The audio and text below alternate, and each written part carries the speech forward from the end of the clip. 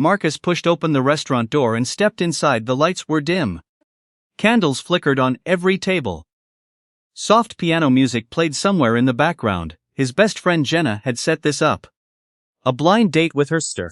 He trusted Jenna. She knew him better than anyone. He scanned the room. His heart thudded in his chest. Then he saw her. A woman sat alone at a corner table. Dark blazer. Hair pulled back perfectly. Confident posture. His stomach dropped. No, it could not be. But it was Claire Ashford, his boss. Not just his manager, the CEO of the entire company. The woman who approved every promotion, every raise, every decision that shaped his future. She looked up. Their eyes met. She smiled. Not the polite smile she gave in Monday morning meetings. Something softer. Something deliberate. Marcus froze. His feet would not move. His mind screamed at him to turn around, to leave, to pretend he never saw her. But Claire lifted her hand. She gestured to the empty chair across from her. Her voice cut through the noise. "Sit down, Marcus. We need to talk." His blood went cold. Marcus sat down slowly. His legs felt weak. Claire watched him. Her expression was calm. Too calm. "I know what you are thinking," she said quietly. "This is not what it looks like." He swallowed hard. "Then what is it?" She folded her hands on the table.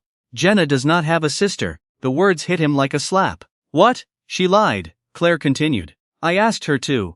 I needed someone I could trust, someone who would not talk, someone who had something to lose." Marcus felt his pulse hammering in his ears. "I do not understand." Claire leaned forward. The candlelight caught the tiredness in her eyes. "In 3 weeks, there is a company gala. The board will be there, investors, executives from every branch." He nodded slowly. He had heard about it. Everyone had. "They have been questioning my leadership," she said. Her voice dropped. "Not my skills, not my results, my personal life. They think I am unstable because I am alone, no partner, no family, just work." Marcus stared at her, the most powerful woman in the building, reduced to this. "I need a boyfriend for one night," Claire said. "Someone convincing. Someone who can play the part without making it complicated." His throat was dry. "And you chose me?" "Jenna suggested you. She said you were kind, trustworthy, desperate enough to say yes." The last part stung, but it was true. Claire slid a folded paper across the table. "This is the deal. You attend the gala as my partner. You smile. You hold my hand. You make them believe we are real. And if I say no?" Her eyes met his. Cold. Professional. "Then nothing changes. You go back to your desk. We pretend this never happened." But he heard what she did not say, the unspoken threat. The power imbalance between them. Marcus looked down at the paper. His hands shook. He thought about his rent. His mother's medical bills. The promotion he had been waiting 2 years for. He thought about how badly he needed this job. "Okay," he whispered. "I will do it." Claire exhaled. Relief flickered across her face for just a second. "Thank you," she said. But Marcus did not feel thankful. He felt trapped. He was about to pretend to love the woman who could destroy his entire life, with one signature. And he had no idea how much that would cost him. If you have ever agreed to something that terrified you, hit like, you will understand what happens next. The first dinner was stiff. Rehearsed, they sat across from each other at a different restaurant. Claire coached him through the story. How they met. How long they had been dating. What he should say if someone asked. Marcus memorized every word. He felt like an actor learning lines. But the second dinner was different. Claire laughed at something he said. A real laugh. Not the controlled one she used in boardrooms. It surprised him. It surprised her too. By the 3rd week, something shifted. They met at a small cafe near her apartment. No script this time. No rehearsal. Claire showed up without makeup. Hair loose around her shoulders. She looked younger, softer. "I have not done this in years," she admitted. "Just sat somewhere. No agenda." Marcus stirred his coffee. "Why not?" She stared out the window. "My father built this company from nothing. When he died, I was 28. Everyone expected me to fail. I had to prove them wrong, every single day." Her voice cracked, just barely. "I gave up everything else," she continued. "Friends, hobbies, any chance at a normal life. I thought if I worked hard enough, it would be worth it." Marcus saw something he had never seen before. Loneliness, raw and aching.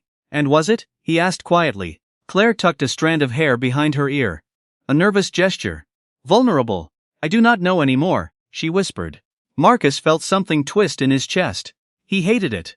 He hated that he noticed the way her fingers trembled around her cup. He hated that he wanted to reach across the table and hold her hand.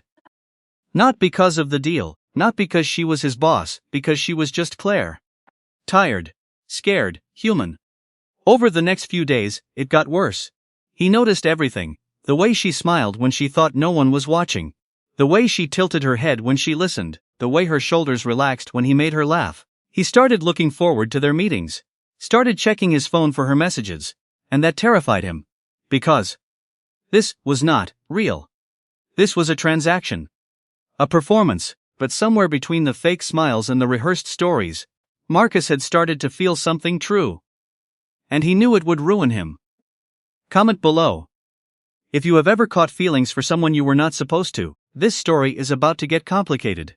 The gala was 2 days away. Marcus found himself in Claire's office late on a Thursday night. The building was empty. Silent, except for the hum of the air conditioning. They sat on opposite sides of her desk, reviewing final details, seating charts, talking points. The timeline for the evening. Claire leaned forward to grab a stack of papers. Her hand brushed against his. She froze. Marcus froze. Neither of them pulled away. The touch was electric. Dangerous. Claire's eyes lifted to meet his. They were close now, too close. He could see the gold flecks in her brown eyes, could smell her perfume, something subtle. Expensive. Marcus, she whispered. Her voice was barely audible. His heart pounded. Yeah? This is not part of the deal. He knew what she meant. This feeling between them, this pull, this ache that had been growing for 3 weeks. Marcus opened his mouth. He wanted to say something. Anything. He wanted to tell her that he thought about her at 2 in the morning. That he replayed their conversations in his head, that she had stopped being his boss somewhere along the way, and become the person he could not stop wanting. But the words stuck in his throat. Because what if he was wrong? What if this was all in his head? What if she was just lonely, and he was just convenient? What if he told her the truth and she fired him? Or worse, what if she laughed? The silence stretched between them. Heavy. Charged. Screaming louder than any confession ever could. Claire's fingers twitched against his. Waiting. Marcus pulled his hand back. He stood up quickly. The chair scraped against the floor. I should go, he said. His voice sounded hollow. Early morning tomorrow. Claire's face shuddered. The vulnerability disappeared. The CEO mask slid back into place. Of course, she said, professional again. Distant. Marcus grabbed his jacket. He walked to the door. Every step felt wrong. He paused at the threshold, his hand on the doorframe. He almost turned around. Almost ran back to her. Almost told her everything, but he did not. He walked out. And the door clicked shut behind him. In her office, Claire sat alone in the dark. She stared at the empty chair where he had been. She pressed her hand to her chest. Her heart ached. She had been ready to say it. Ready to risk everything. But he had walked away. And now she did not know if she would ever be brave enough to try again. Subscribe if you want to see what happens when 2 people are too afraid to say what they really feel. The gala was perfect. Claire wore a black dress that hugged her curves. Diamonds at her throat. She looked like a queen. Marcus stood beside her in his rented tuxedo. His hand rested on the small of her back. They smiled at investors, shook hands with board members, played their roles flawlessly. Everyone believed it. You two look happy, said Margaret from accounting. Claire beamed. We are. The lie rolled off her tongue so easily now. They danced to slow music. Claire's hand in his. Her head against his shoulder. For a moment, Marcus forgot it was all fake. Then David Morrison appeared, senior VP. Claire's biggest rival. The man who had been gunning for her position for years. Claire, David said, cutting between them. Could I have a word? Claire's body tensed. But she smiled. Of course. Marcus watched them walk to a quiet corner. Something felt wrong. David pulled out his phone. He showed Claire the screen. Her face went white. Even from across the room, Marcus could see her hands start to shake. David was talking, gesturing, smiling like a predator. Then Claire looked at Marcus. Her eyes were wide, devastated. She knew. Marcus felt his world tilt. Claire turned and walked away. Fast. Pushing through the crowd, Marcus ran after her. Claire, wait. She did not stop. She pushed through the lobby doors, into the parking garage. It was raining. Hard. The kind of rain that soaked you in seconds. Claire stood in the middle of the empty lot.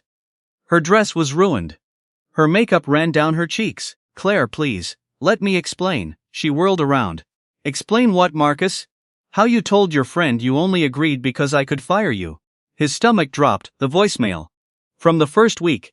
Before he knew her, before everything changed. That was before what? She screamed. Before you decided to play the part better? Before you figured out how to make it more convincing?